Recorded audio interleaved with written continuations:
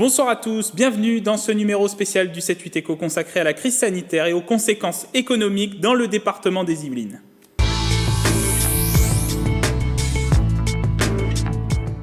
C'est un secteur impacté par cette crise sanitaire, mais elle résiste. Certains commerces ont l'autorisation de rester ouverts pendant le confinement. Ils se sont organisés et ont été accompagnés notamment par Saint-Quentin en Yvelines.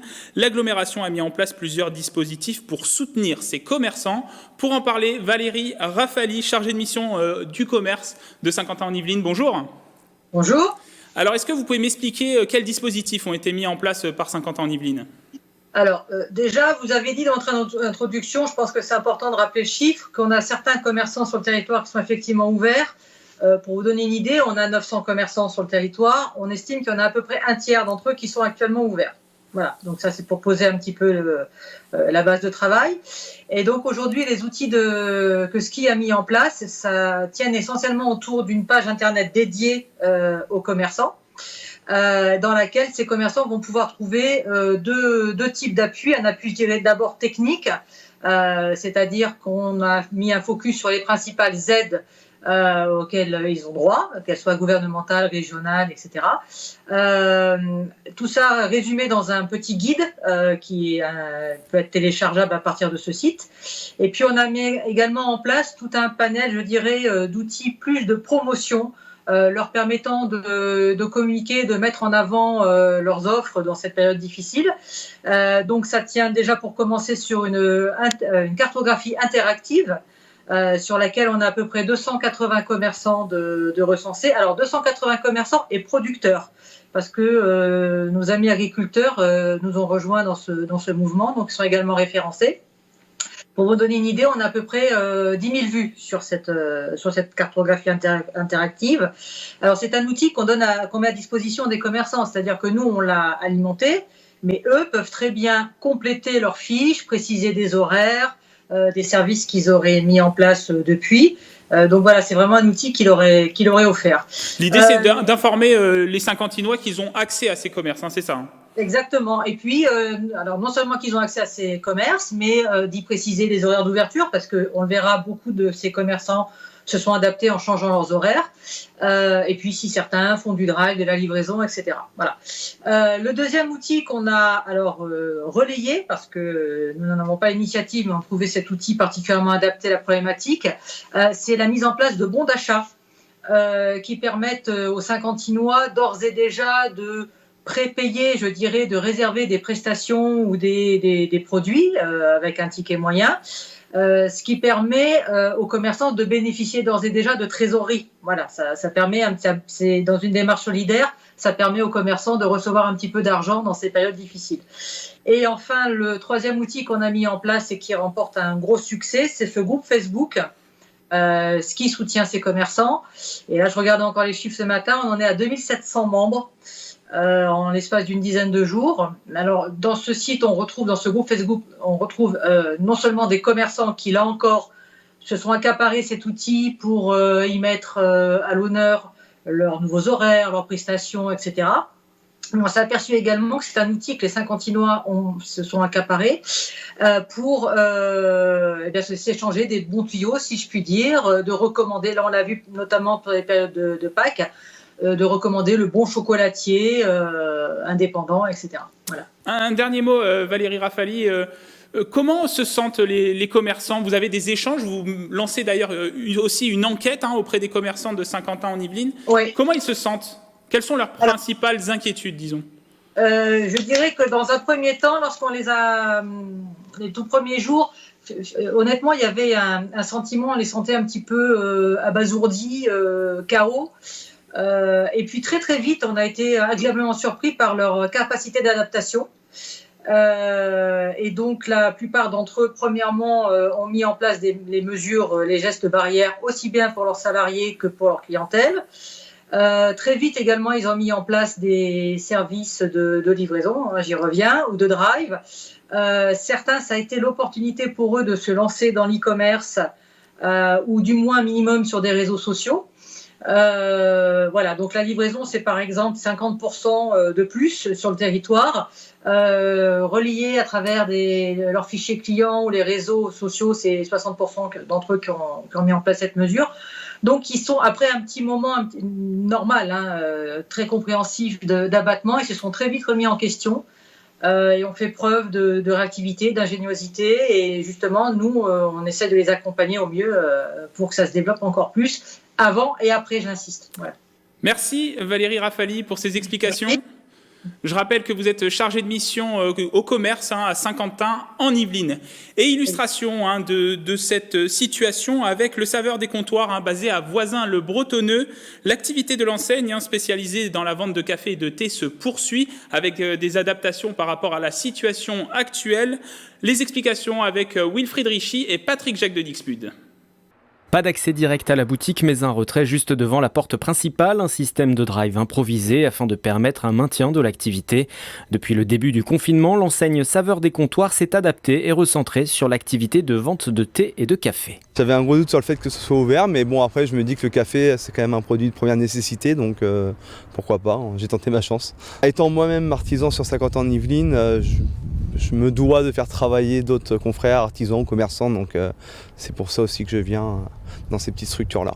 Déjà, on l'a fait pour nos clients. Ensuite, on l'a fait parce que il faut que la boutique puisse tourner. Nous, on a déménagé cette année. L'année dernière, ça fait un peu plus de 6 mois. Donc, c'était un gros projet avec des gros enjeux. Donc, aujourd'hui, il faut qu'on assure la pérennité de notre entreprise. Le manque à gagner est d'ores et déjà important avec un chiffre d'affaires divisé par 2 depuis 3 semaines. Et ce qui est certain, c'est que d'une part, on a perdu une partie de notre clientèle. Toute la clientèle qui vient notamment d'assez loin, pas forcément de la proximité même de la boutique qui ne peut plus se déplacer aujourd'hui. La clientèle d'entreprise qui ne va plus au bureau. Malgré tout, les dirigeants ont décidé de limiter les recours aux aides mises en place par l'État, notamment les reports de charges, et une seule salariée est aujourd'hui en chômage partiel. C'est sûr que par contre la reprise risque d'être compliquée, c'est un peu l'inconnu dans cette histoire, c'est comment le retour, le déconfinement va se passer, mais c'est sûr que ça aura des impacts économiques à moyen terme puisque tout l'argent qui ne rentre pas aujourd'hui dans les entreprises et puis chez les particuliers forcément ne se retrouvera pas sur l'économie demain. Donc c'est sûr que ça sera la fin d'année 2020 sera forcément plus compliquée. À la demande du gouvernement et pour répondre aux besoins croissants des hôpitaux, un consortium de 4 industriels français réunissant Air Liquide, PSA, Schneider Electric et Valeo a été constitué fin mars pour produire 10 000 respirateurs en 50 jours.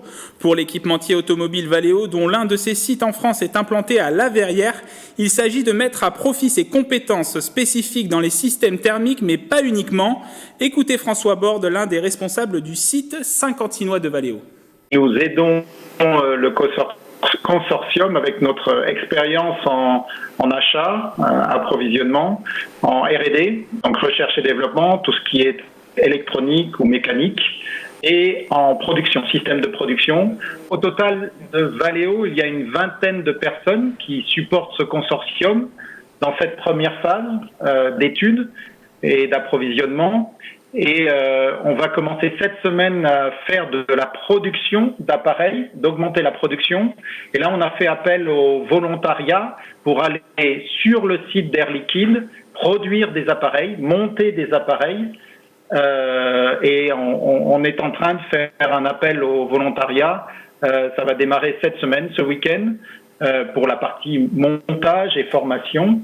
Et c'est identique chez les autres partenaires, les 3 partenaires que sont PSA, Schneider et Valeo. C'est d'abord une grande fierté pour tous les membres Valeo de participer à cette aventure et pour moi une bonne surprise de voir combien sont motivés tous les gens qui touchent de près ou de loin ce projet et qui veulent ou qui proposent d'apporter leur aide, leur support et de façon très dynamique et très réactive. Depuis le début de la crise sanitaire et la première allocution du président de la République Emmanuel Macron, le groupe Renault s'organise pour répondre aux besoins en matériel médical. Plusieurs projets sont engagés, la production de visières pour les personnels soignants et la participation à la conception de respirateurs. Dans ces deux projets, le technocentre de Guyancourt est pleinement engagé. Regardez. De la recherche et développement automobile à la production de matériel médical, le technocentre Renault de Guyancourt s'est adapté à la crise sanitaire du Covid-19. Plus d'une centaine de collaborateurs de ce site sont mobilisés sur plusieurs projets, notamment la production de visières destinées au personnel soignant. On a l'ensemble de nos centres de production par impression 3D qui sont mobilisés pour produire des supports de visière à destination des soignants. On destine plutôt ces masques-là, ces visières-là pour le personnel soignant, parce que c'est vraiment des matières qui sont compatibles avec les protocoles de désinfection en hôpitaux. 700 visières ont déjà été produites sur les sites de Guyancourt, Flins et Maubeuge. Depuis le début de la semaine, un moule a été conceptualisé pour produire en grande série. Objectif, 4000 visières minimum par semaine. C'est un moule qui permet de sortir une pièce plastique avec une cadence très élevée. Donc on injecte en fait un plastique dans un moule en métal et une visière va pouvoir sortir à la suite très rapidement. Donc ça permet de passer, parce que quand vous imprimez en 3D sur une machine, vous allez pouvoir par exemple sur 24 heures sur des matières qui sont biocompatibles sortir 60 unités. Alors que là on va pouvoir avoir une capacité, une vitesse de production bien supérieure. Et en même temps libérer nos imprimantes 3D pour la fabrication de pièces à destination des respirateurs. C'est l'autre activité du Technocentre dans ce contexte de crise sanitaire, la participation à la conception de respirateurs à travers 2 projets avec un consortium industriel autour de Michelin, du CEA et de ST Microelectronics et d'une initiative d'ingénieurs à Paris. Sur ces 2 projets-là, on apporte des compétences en conception, des compétences achat, des compétences logistiques, supply chain, réalisation de prototypes, également la partie industrielle. Le projet qui est le plus avancé aujourd'hui, on envisage une mise en production vraiment sous peu de temps, avec une production de 500 respirateurs jour. Donc une partie serait réalisée, pour l'instant c'est des études que nous avons en cours au Technocentre. Cette situation est inédite, une véritable organisation industrielle collaborative pour participer à la lutte contre le coronavirus.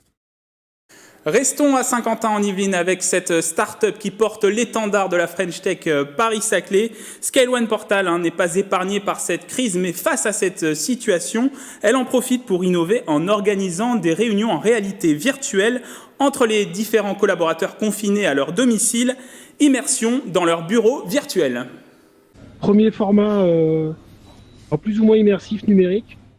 C'est une méthode innovante de travail collaboratif en pleine période de confinement, des réunions d'entreprise en réalité virtuelle. Spécialisée sur cette technologie, la start-up unimontaine Scale One Portal a mis en place cette nouvelle organisation. On a des contenus qu'on sait faire en réseau, qu'on sait utiliser en casque et même sur PC. On s'est dit, allez, on va essayer. Et en quelques jours, finalement, on a repris notre base de code et on a intégré une sorte d'outil qui nous permet de nous rencontrer en réalité virtuelle dans un bureau virtuel. Les collaborateurs sont équipés d'un casque de réalité virtuelle. Chacun chez soi, ils sont en immersion. Des échanges facilités et quasi naturels. Déjà, on est plus fluide qu'avec du Zoom ou du Skype parce qu'on ne met pas la vidéo. On n'envoie que le son et des positions d'objets 3D. En termes d'usage, finalement, c'est devenu très naturel. C'est ça qui est même surprenant parce qu'on s'est dit, on va le tester, on ne sait pas du tout ce que ça va donner. Et on s'est retrouvé on retrouvait même les mimiques de chacun, tout ce qui est gestuel, en fait, un peu spécifique à chaque personne, on les retrouvait dedans. Développée depuis le début du confinement, cette solution est utilisée uniquement pour l'activité de Scale One Portal, une phase d'expérimentation avant peut-être de la commercialiser. On ne sait pas, possible. On va déjà voir un petit peu l'intérêt, donc on va communiquer un petit peu sur nos réseaux, sur ce type d'usage. Et si effectivement on sent qu'il y a une demande, on sera ravis effectivement de proposer quelque chose qui soit un peu plus packagé que ce qui est aujourd'hui pour l'instant à l'état prototype. Spécialisée dans les secteurs du divertissement, de l'événementiel et du service aux industries, cette start-up est impactée par cette crise. Plusieurs mesures du gouvernement ont pu être déclenchées. Objectif, avoir une visibilité sur le maintien de la trésorerie d'ici à la fin de l'année.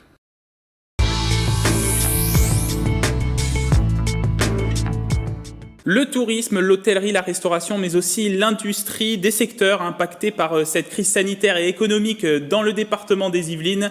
Avec nous, Gérard Bachelier, bonjour.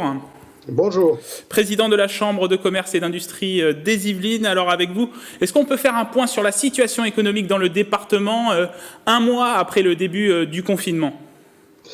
La situation économique dans le département est toujours aussi compliquée, bien sûr, vous l'avez dit. Les restaurants, hôtels restent fermés. Je peux vous donner quelques chiffres par rapport au chômage partiel et à l'utilisation des fonds de solidarité, puisque nous avons 17 000 établissements qui ont demandé le chômage partiel, qui représente à peu près 212 722 salariés. C'est à peu près 50% des établissements des Yvelines. Donc c'est quand même un point important. Avec bien sûr restauration, hôtellerie qui sont les plus marqués, et après bien sûr l'industrie, la métallerie, la construction. Concernant le fonds de solidarité, vous l'avez évoqué, il y a des fonds de solidarité pour notamment les petites entreprises, les indépendants, les commerçants. Ça aussi, c'est très utilisé par les acteurs yvelinois.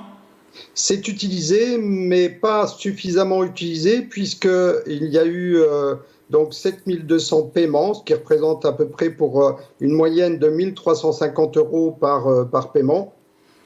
Et c'est largement insuffisant au niveau de l'Île-de-France, d'ailleurs, par rapport à d'autres régions.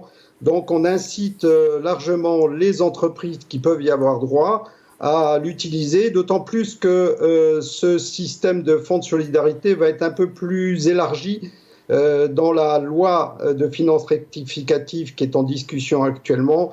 Il y a quand même des évolutions importantes qui sont apportées justement à ce fonds de solidarité. Il faut vraiment que les entreprises profitent de ce dispositif. Sur la situation économique aussi, on peut parler malheureusement de certaines défaillances d'entreprises ou pas du tout? C'est pas encore le cas?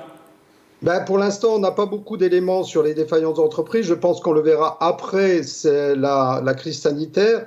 Par contre, ce que l'on peut dire, c'est qu'il y a, en tout cas les informations que j'ai, c'est qu'il y a déjà des entreprises qui ont décidé d'arrêter carrément, donc liquidation directe sans procédure. Donc ça, c'est un élément quand même important. Ça veut dire qu'il y en a qui baissent les bras et qui abandonnent.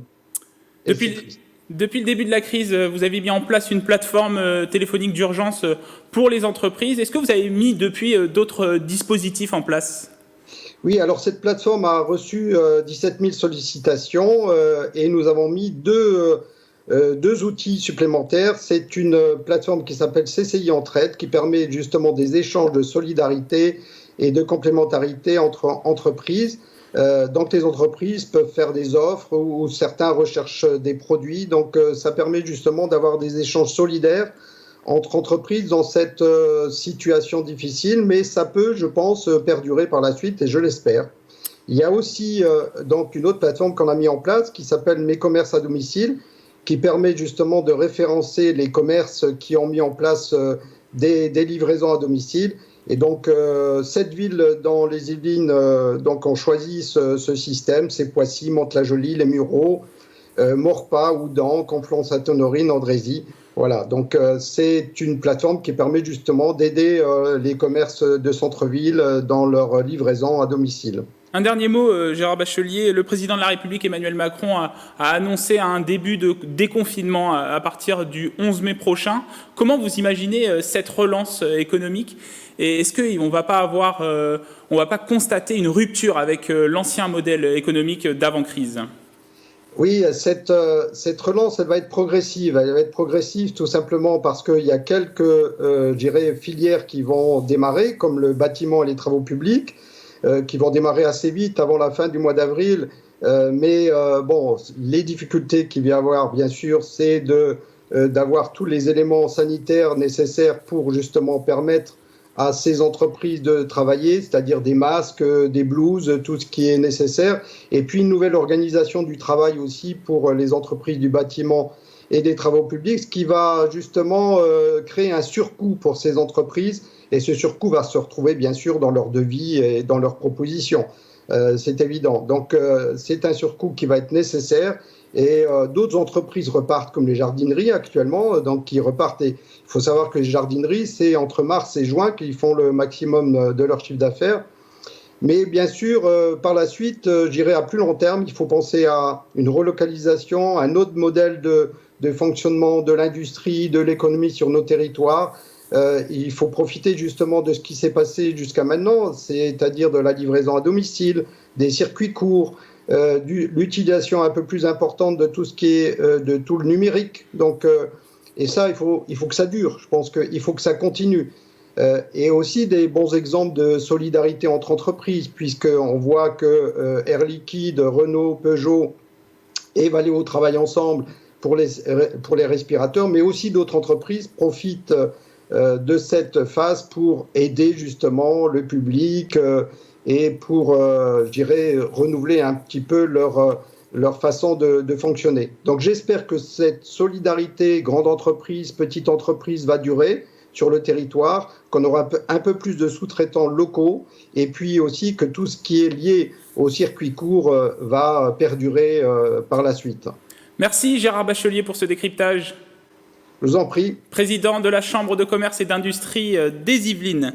Et cette crise économique est sans précédent depuis la fin de la Seconde Guerre mondiale. Selon les dernières estimations de la croissance, elle devrait baisser de 8% en 2020. Face à cette situation, le gouvernement a décidé de renforcer son plan d'urgence économique à hauteur de 110 milliards d'euros.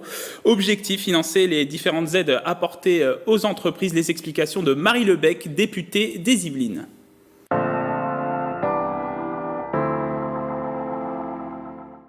On constate par exemple aujourd'hui que le chômage partiel continue d'augmenter, de plus en plus d'entreprises y ont recours et donc il faut mécaniquement qu'on augmente l'enveloppe qui est afférée à ce chômage partiel. C'est pour que les talents restent au sein des entreprises et que quand l'activité économique redémarre, on puisse avoir un maximum d'entreprises qui repartent avec leurs salariés qui sont formés et qu'il n'y ait pas une vague de chômage et une déperdition des compétences.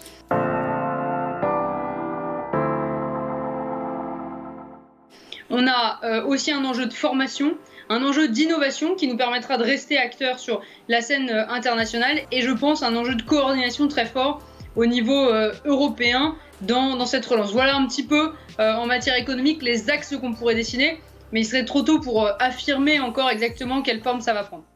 Et parmi ces dispositifs renforcés, le fonds de solidarité créé par l'État et les régions pour aider les plus petites entreprises. L'Île-de-France a renforcé cette mesure depuis le début du mois d'avril.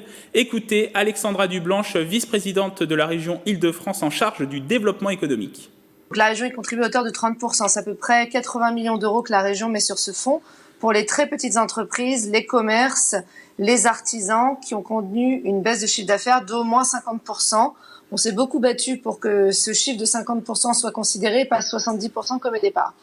Donc il y a une première vague là, ça y est, de demandes satisfaites. D'ailleurs, j'encourage vraiment les Yvelinois à continuer à postuler jusqu'au 30 avril à cette première vague du fonds de solidarité parce qu'on pourrait faire un petit peu mieux, je pense, vu les difficultés. Vous pouvez toucher dans ces cas-là un chèque qui va jusqu'à 1 500 €. Et donc là, les régions vont se charger de la deuxième vague de ce fonds de solidarité, où on peut aller jusqu'à des montants un peu plus élevés, jusqu'à 2 000 €, voire 5 000 € et prendre en charge une partie des loyers dans des cas très précis. Autre mesure de soutien aux entreprises, le prêt garanti par l'État, 300 milliards d'euros débloqués pour faciliter le recours au crédit pour les entreprises, des crédits pour lesquels la Banque publique d'investissement se porte garant au nom de l'État français. Philippe Moron, directeur du centre d'affaires BNP Paribas de Saint-Quentin en Yvelines, explique les démarches à engager pour une entreprise. Le chef d'entreprise contacte sa banque pour dire voilà, j'ai un besoin de trésorerie à court, moyen terme. Et nous, on est là pour les appuyer en disant, voilà, quel peut être le scénario un petit peu catastrophe. Prenons l'hypothèse la plus pessimiste, la réouverture tardive, une période de confinement qui se prolonge, il faut quand même l'avoir en tête. Deuxièmement, qu'est-ce que vous avez encore en fournisseurs à payer ? Il va bien falloir payer un jour ses charges sociales, ses charges fiscales. Voilà. Et puis aussi, il y a un autre sujet qu'on commence à travailler, c'est quand il va falloir redémarrer l'activité. De quoi allez-vous avoir besoin? Il y a des entreprises qui ont besoin de recréer du stock. À partir du moment où on s'est mis d'accord entre le client et nous sur le montant qu'on peut financer, le client va sur le site de la BPI, qui est un site extrêmement bien fait. Il dit voilà, la BNP Paribas est prête à me prêter tant de milliers d'euros, voilà, le Crédit Agricole, la Société Générale, le CIC, tant de montants. La BPI délivre un numéro d'accord que le client nous communique. À partir de ce moment-là, on lui envoie une offre de prêt en PDF, il nous la retourne et en quelques jours, l'argent est crédité. C'est la fin de ce numéro. Merci de nous avoir suivis. Vous pouvez revoir cette émission en replay sur notre site internet ou sur l'application mobile. À bientôt sur TV78.